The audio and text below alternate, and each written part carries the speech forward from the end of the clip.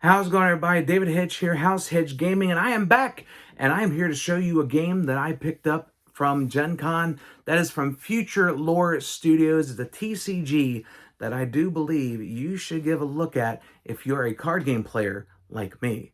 So let me show you how to play and how to build a deck for Legion Realms at War. All right, everybody, this is Legion Realms at War, the trading card game from Future Lore Studios. And today we're going to be using the Angels versus Demons two-player starter that you can get right now on their website. And I got to tell you, I love the artwork on this. So let's show you how to set up for the game. Now it's real simple. You're going to have your deck of at least 50 cards that you will have. You will have a Warlord, you will have a Synergy, and you will have your Realm. Now I know what you're saying. First off, yes, this playmat is beautiful, but you're wondering how these cards are going to interact during the game. Well, let me show you. Okay, let's go over some of the cards before we get into the gameplay. First off, we have the Warlord. And no, I'm not talking about the wrestler that has the worst appearance in Royal Rumble history. I'm talking about the Warlord that you'll be using to go to victory in this battle for the realms. So each Warlord card will tell you that's a Warlord. You will have the name of the character. Each one will have a representation of the realm that they are from. There's 3 different abilities that they have, which is a physical attack, a magical attack, and a special ability. And finally, this number here is called your damage counter max. Now, in most games, you're trying to work from reaching from 20 to 0 or 50 to 0, but in this game, each Warlord starts out at 0. And throughout the course of the game, they'll be taking damage, and whenever their damage reaches their maximum, that's when the game is over for that Warlord. Next up, we have the realms. Now, each realm at the beginning of the game will start out veiled. Pretty much you're entering the battlefield and you're bringing your realm presence with you. So you will have your veiled side and also the realm side on the back here. Now, every game will start out on the veil side. You'll have the name of the veil and you will have the abilities on here. Now, the main thing you'll notice, this VC number. Now, the VC is basically your veil counter and the number of counters you put on it. If you play Magic the Gathering, think of this as a suspend or a time counter. At the beginning of each turn, you will be ticking this down before your realm becomes active. You get to flip it over, and then you get to access all the power that's on this side. Finally, we have, at the start of the game, you have your Synergy card. Now, the Synergy is basically a special ability you get to use once you have access to your realm. Now, they'll have Synergy at the top, the name of the Synergy, what this card will do for you in the game, but also you'll see it has a CD and then a number. CD is basically cooldown. Now, if you're a fan of RPGs or MMORPGs, stuff like that, you know major abilities will always take time to rebuild after you use them. So in this game, it's no different. So for example, with this, if you use this ability, the cooldown number is 5, so you put 5 time counters on it, and then basically 5 turns later, you'll be able to use this again. Now, in addition to your Warlord, Realm, and Synergy cards, your deck will contain Warrior, Unified, and Fortified cards. Now, each one will have the identification on the top right corner here, and their names will be on the side as most of the other cards. But each one of these will serve a big purpose in the game. So for example, with the Warriors, these are the guys that'll be fighting for you throughout the game. They will have abilities on the bottom of the card here in the text box, but they also have the TAC number next to the ATK. Now this number can range from 1 to 5. This is how much damage they'll be dealing to other warriors and warlords throughout the game. Next, you have unified cards. Now, unified cards are cards that you will play on your turn to help bolster your warriors and your warlord and also affect your opponent's board as well. These, when you play them, 9 times out of 10, they'll be going to the discard pile after they resolve. Finally, you have fortified cards. Now, fortified cards are basically trap cards in Yu-Gi-Oh! These cards will be played face down in the field, and whenever a condition is met or whenever an opportunity presents itself, you are able to use these fortified cards and have them take effect. Now, some will actually have an ACT, which means they are ongoing effects that will go throughout the duration of the game until they are removed from the board. Okay, now that we've gone over the parts of the cards, let's show you how to play the game. So everybody will have their individual decks, their Warlord, Synergies, and their realms set on the Veil side with a number of Veil counters on the card that is required. At the beginning of the game, each player will draw 6 cards from their deck. Now, if they don't like the cards in their hand, there is a mulligan rule in the game. You'll just simply put your hand at the bottom of the deck and draw 6 new cards. But if you do that, then your opponent will get to draw an additional card to start off. But don't worry, if your opponent mulligans, you get to draw an additional card. So, if both players get the mulligan, both players will draw 7 cards, and the gameplay will proceed. Now, turns will go as follows. First, each turn has 4 phases. First phase is the countdown phase, so anything with a cooldown counter or a Veil counter on it will tick down. So for example, the Veil of Purity will go down to 2. Next you have the reinforce phase. Now this will be when you draw your card, and any cards on the field that would have an ability that will trigger it this time will do so. So let's go ahead and draw a new card. Next, after the reinforce phase, you now go to the war phase. Now in the war phase, there's 4 different things you can do. 1, you can play a warrior, and the warriors do not have summoning sickness in this game, so they are fresh and ready to go as soon as they hit on the battlefield. You can play your unified cards. Now you can play a unified card face up and use its ability. If it has an ACT, it will stay on the field. If it doesn't, it goes to the discard pile.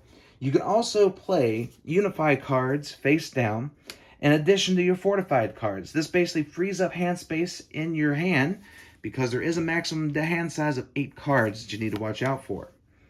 You can also play your fortified cards at this time face down on the field. Now, the last thing you can do on your war phase, and not necessarily the last thing, but the last option you have, is you can attack with a warrior against your opponent. And to do so, here's how you do it. Okay, let's go over a scenario of Raziel, Angel of Seraphim Secrets, going up against Mammon, Fallen Angel of Greed. Now, when you attack another warrior, you will not only have to worry about your abilities or your opponent's abilities, but you'll be comparing the attack scores, and we're going to go into that. So, if it's an attack of 1 against an attack of 1, they're going to be dealing 1 damage to each other, so both of them would go. But let's say instead of Raziel, we have Muriel, Angel of Seraphim Freedom.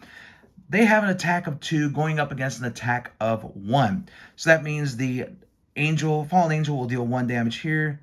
They'll be dealing 2 damage back to this demon. The demon will go, and this angel will stay, but it'll have 1 damage on it, and this damage does stay on for the rest of the turn until the end phase of the... Okay, so during the game, you also will be able to have the chance to attack with your Warlord once you have access to your realm and your synergy. Now, during the game, say for example, we have Michael going up against Mammon. Michael has a physical attack that deals 4 damage. So, Michael will deal 4 damage to Mammon, and then Mammon would go to the discard pile. However, Mammon will not deal damage back to the Warlord. The Warlords are a lot more tricky than normal warriors, so having a Warlord go against a warrior, the Warlord will take no damage. Pretty similar to if a Warlord ever goes up against another Warlord. Warlords can do physical damage against other Warlords, but they cannot do magical attacks. So, for example, Michael can hit the Fallen Angel Priestess here for 4 damage, and the Priestess can definitely hit back on their turn. But they will not be dealing damage back to each other when they're attacked, so Michael won't take damage attacking the Fallen Angel, and vice versa. Also, again, they cannot use their magical attacks during this time against warlords, but you can definitely use those against other warriors. Trust me, it can definitely happen. Now, the best thing about the war phase is that you can do this in any order you like. So, for example, I can play a warrior card. Now, you do only get to play 1 warrior on your turn unless a card says otherwise, but it's all right. I can play a unified card. I can play a unified card face up or face down, and then I can play a fortified card and then attack. Or I can attack and then play the unified card and then play the fortified card. The options are yours to choose from. Choose wisely because this may affect how your game goes in the long run. At the end of the war phase, you now have the end phase. The end phase, if you have a hand size of more than 8 cards, you discard down to that. and any cards that would trigger at the end phase will definitely do so at that time. Now, there are two abilities I really want to point out in this tutorial, and that is Bestow and Bloodborne.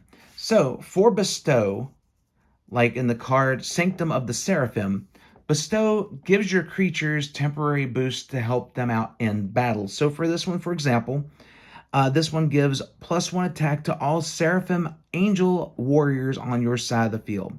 So think of it this way. This is basically the Warlord giving a pep rally, or giving them power, giving them extra strength to be able to have the warriors go against their opponents and the warlords to deal some extra damage. So we'll be seeing a lot of cards with Bestow in their name on the cards.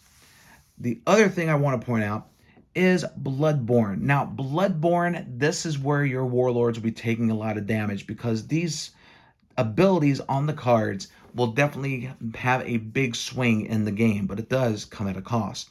So for example, with the silence here, you have to have Bloodborne 8, which means your warlord will be taking 8 damage, but you will get a magnificent effect for taking that damage. It's a price you pay to be a warlord. Now, one big thing to remember is that during the first few turns of the game, you will be able to use and play your warriors, you will be able to play unified and fortified cards. But when it comes to these powerhouse cards here, your warlords, your synergy, and your realm, you have to wait until you basically enter the presence of this battlefield. So when your realm card on the Veil side removes the last counter from it, you get to turn over your realm, do any effects that your realm would have, and then that way you now have access to your realm. Your warlord can start attacking and doing magical attacks and special abilities, and you have access to your synergy to start swinging the field of battle into your favor. Now, gameplay will commence with warriors attacking, warlords attacking, special abilities going off, unified cards and fortified cards being played, and the only way to win is to get your opponent's warlord to their damage counter max. That is the only way to win. There is no decking in this game. If you can't draw a card, you can't draw a card. Sorry, that's how the game goes. You'll just have to deal with the resource that you have in play. But that is how you win at this game, is basically getting your opponent's warlord to their damage counter max. And that's how you play the game. It's a simple game, it's easy, and it's definitely a whole lot of fun to play, especially when you have so many different options to choose from. Now, as far as deck building goes, there are a couple things that I need to bring up. Okay, for building a deck for Legion Realms at War, there are a couple things you need to keep in mind. Number one, the minimum deck size is 50 cards. Maximum deck size is 60. So you got a 10 card range to go through. Next, your Veil/Realm card, your Warlord card, and Synergy cards do not count towards your main deck. So it's unlike Commander from Magic the Gathering, where your Commander counts towards your 100 card deck. So you have 3 extra cards basically that'll start at the beginning of the game. All cards in the deck must be of the chosen legion or color. So there's no 2-color mixes or 3-color, 4-color. Maybe that might be something they'll do in the future. Maybe you can have a warlord with 2 different representations of realms on here. But for right now, it is only 1 realm color in the deck. Now, there are cards that have this symbol here. This is the bounty symbol. Basically, this is a card type that all realms have access to. There are unified, fortified, and warrior cards that are from the bounty/gray cards in the game. Now, one last thing to consider when building your deck, there are different rarities that will allow you only a certain number of cards in your deck. So at the bottom of each card on the left side, you will see stars. If you get hit by your opponent really hard, you'll definitely be seeing stars. But this is the rarity in the game. So for 1, 2, and 3 stars, which is basically your common, uncommons, and rares, you can have 3 of each type card in the deck. So for example, I can have 3 Dantes in the deck of this rarity. Now, if it has 4 stars, like this one here, which definitely is real nice with the silver swoop, And 4 stars here, you can have 2 of the copies of this card in a deck. So these are your renowned rare cards. Now there are cards that are 5 stars gold swooped, and you can have 1 copy of that card in your deck. I do not have a representation of that because I have not opened up a renowned exalted rare yet. But give it time. I do have a box I'll be opening up very soon. Well, there you have it. That is how to play and how to build a deck for Legion's Realms at War. Now, at Gen Con this year, I was able to talk to some of the people from Future Lore Studios, and I got to tell you, you can definitely tell they have a passion for this game. And they put a lot of love and thought and care into producing this TCG. The artwork for it is spectacular. It reminds me some of the artwork pieces of the early 90s of Magic the Gathering, but they still use techniques of modern day and have that nice mesh between those. As far as the gameplay goes, the gameplay for the game, it's simple, it's easy, but it does have a lot of strategy to it, especially once you start getting into having different active, fortified, and unified cards, keeping up with the abilities of the warriors, your warlords, your synergy, your realm, and yes, there's a little bit to keep up with. But you could say that with just about every other card game out on the market right now, whether it be One Piece, Digimon, Magic the Gathering, Yu-Gi-Oh!, especially Yu-Gi-Oh!, Pokemon. All these games will have different elements you got to keep up with. And Legion's Realms at War is no different from any of those. Having the rarity play into which cards you can put into your deck seems like a really cool idea to me. Especially when it comes down to the 5-star ones, you only need 1 for your deck. So, unlike a lot of other games where you need to have 3 of or 4 of a card, you just get this 1 card because it's actually that higher rarity. It's a lot easier to do that instead of having to pick up a play set, which I think is actually a really cool idea. And being able to just have 3 of, 2 of, or 1 of a card is pretty cool. Like, I don't see too many card games do that. A lot of card games are just like, well, you need 4 of this, 4 of this, 4 of this, 4 of this. And in this one, you just need 1. And that's perfectly fine. Like, I think that's really cool because that means you got a really powerful card and you only need 1 of it in your deck. As far as collectability goes, I was able to find out while I was up at Gen Con that they do something special for players or collectors that if you complete a set of one of the Realms of War sets, if you have a complete 1 of set, they give you a special token as a commemorative thing going, basically thank you for supporting the game, for collecting this set, here you go. And it's a unique token that you get, and that's a pretty cool keepsake that you can have, and it's not that many that are out there, so being able to have that is really nice. The other thing too is that all the products are a limited run. They do a 1-year turn, like a 1-year span of print on a set. Once that year's up, that is it. No more will be made. And I think that's really cool because like you're able to keep up more of the collectability, but at the same time throughout that year, you're able to have access to these cards and be able to get the cards you need for your decks. Now, as far as being able to pick this up at a friendly local game store, I know there's some places that have it. Other places might not have heard of it. So here's what you can do. You can go to your local game store. You can request the game store to get a free demo kit. They can email Future Lore Studios and they'll be able to send them a demo kit that they can try out, and if it's something they want to get, if it's something that they want to try to do tournaments for, or at least offer to players and customers, then this is something that they can do. And I'll include a link to their website below so you can let them know that if you want to learn how to play Legion's Realms at War and get your hands on some of these cards, this is a good way to do it. But thank you all so much for checking out this video. If you like it, please like, share, comment, and subscribe, and let everyone know that House Hedge Gaming is here for all of your gaming needs. So until next time, everybody, stay safe and take care, my friends.